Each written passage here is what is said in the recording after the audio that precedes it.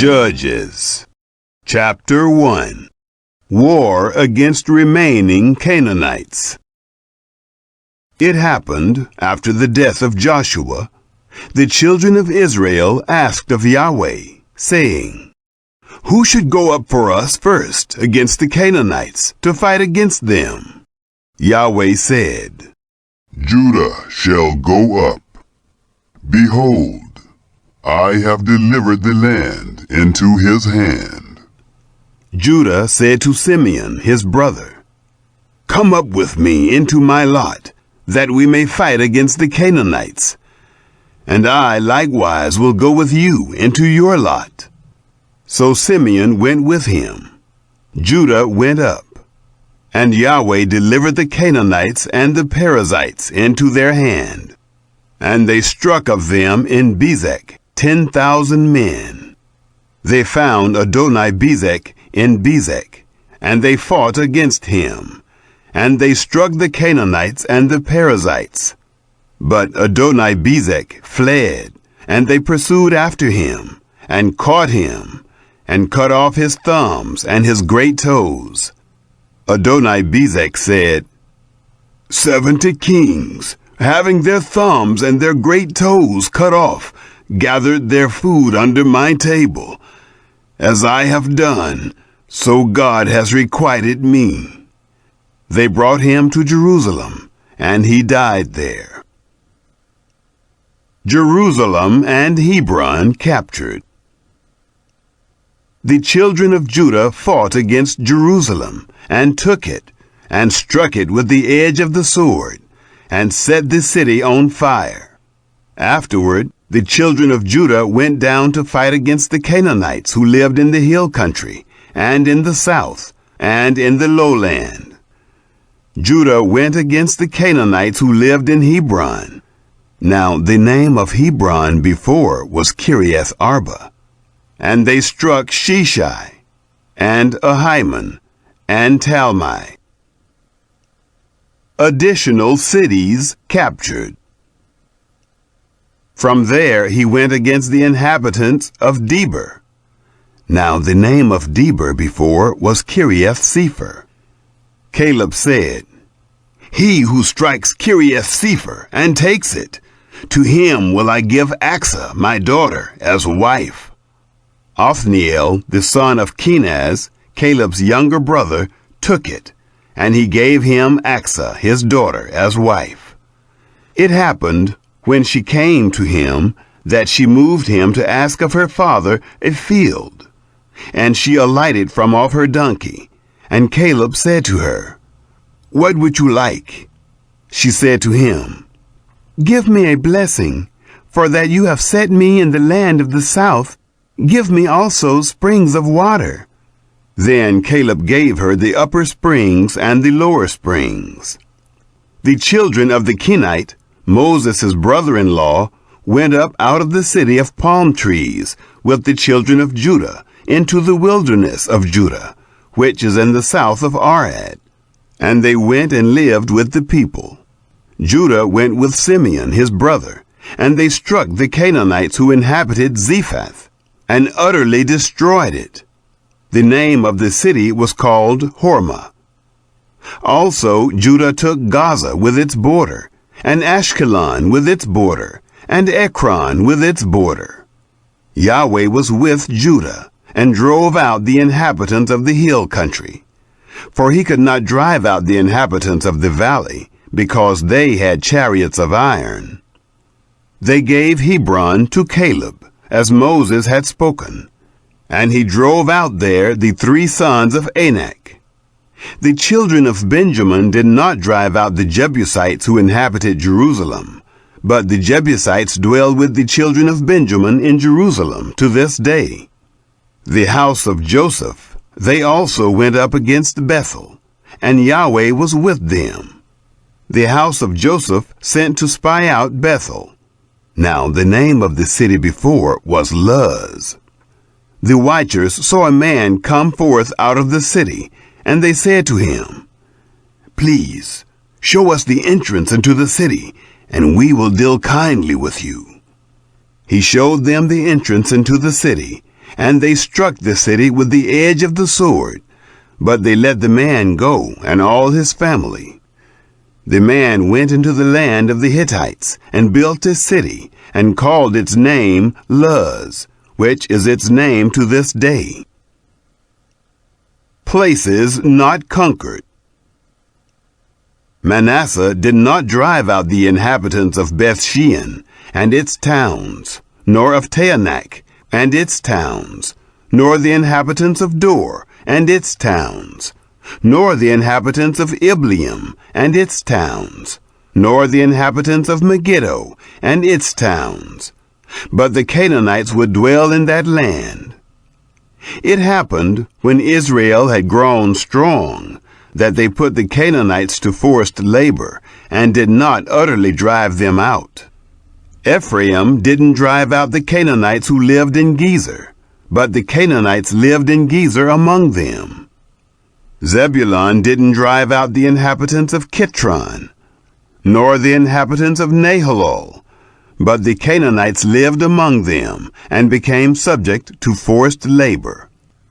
Asher didn't drive out the inhabitants of Akko, nor the inhabitants of Sidon, nor of Alab, nor of Akzib, nor of Helba, nor of Aphek, nor of Rehob. But the Asherites lived among the Canaanites, the inhabitants of the land, for they did not drive them out. Naphtali didn't drive out the inhabitants of Beth-shemesh, nor the inhabitants of Beth-anath, but he lived among the Canaanites, the inhabitants of the land.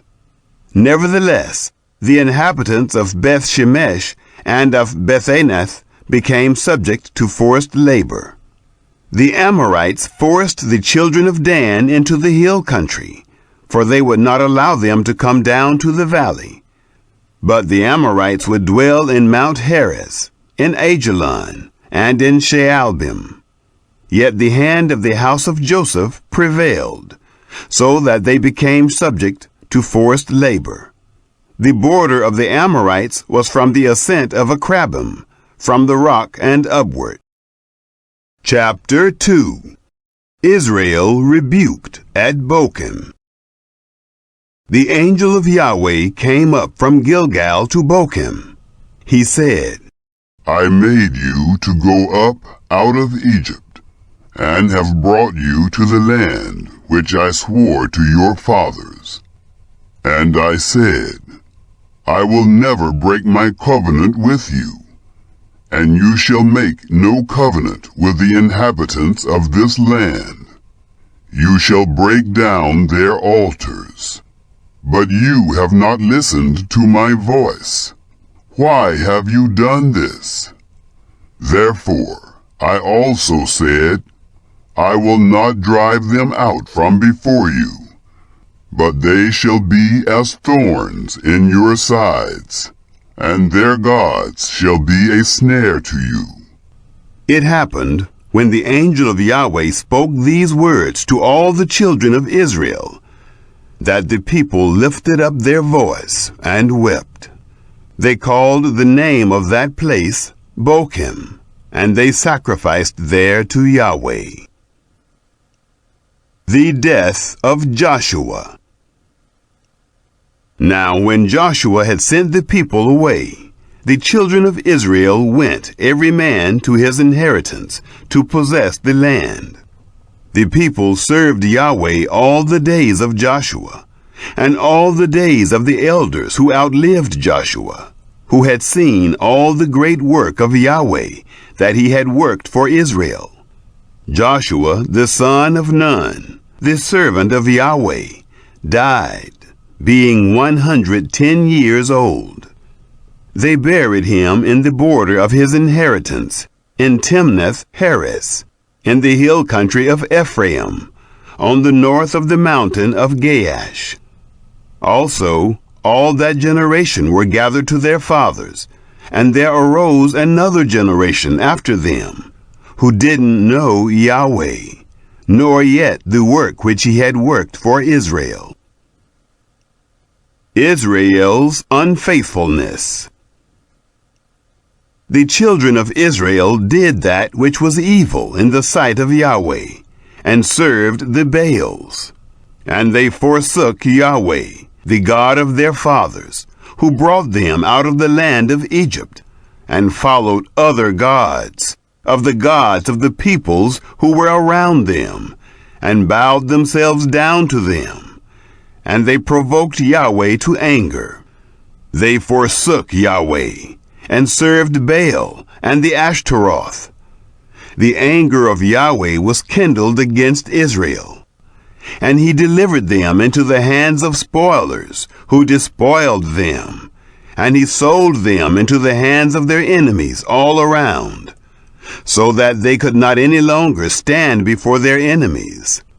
Wherever they went out, the hand of Yahweh was against them for evil, as Yahweh had spoken, and as Yahweh had sworn to them, and they were very distressed. Judges raised up. Yahweh raised up judges, who saved them out of the hand of those who despoiled them. Yet they didn't listen to their judges, for they played the prostitute after other gods, and bowed themselves down to them.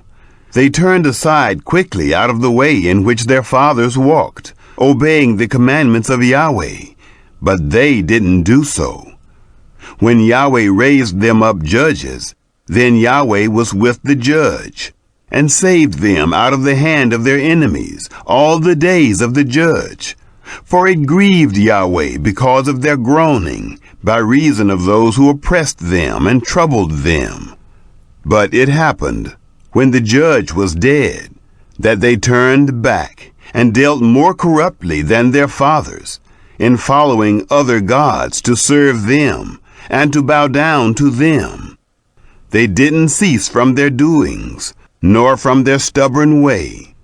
The anger of Yahweh was kindled against Israel, and he said, Because this nation hath transgressed my covenant, which I commanded their fathers, and have not listened to my voice, I also will not henceforth drive out any from before them of the nations that Joshua left when he died, that by them I may prove Israel, whether they will keep the way of Yahweh to walk therein, as their fathers did keep it, or not.